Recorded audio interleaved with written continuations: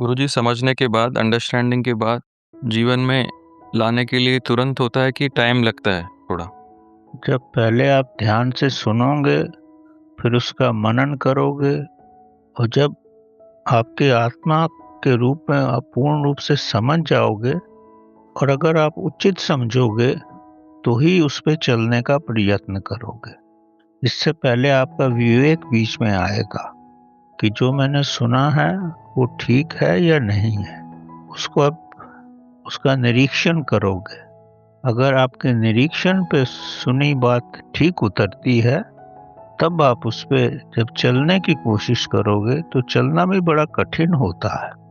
चलने में कितनी ही समस्याएं आएंगी। तभी तो कहा जाता है ये अनंत यात्रा है। एक चीज को कई बार सुनना पड़ेगा आपको, कई बार समझना पड़ेगा और कितनी बार जब उस पे चलने की कोशिश करोगे तो कितनी ही बार गिरोगे, उठोगे, फिर चलोगे। आपको जीवन में खुद ही आभास होगा कि किस प्रकार रहने से, खाने से आपको नुकसान होता है। फिर बार बार आप वही गलतियां करते हो ही जाती हैं, क्योंकि मन बड़ा विचलित रहता है हमेशा ही। आपकी इच्छाएं रहती हैं, आपकी कामनाएं रहती हैं और फिर जब कष्ट होता है 2-4 दिन, फिर आप निर्णय करते हो अब से मैं ये कार्य नहीं करूंगा, या ये सब जो मुझे बहुत अच्छा लगता है नहीं खाऊंगा।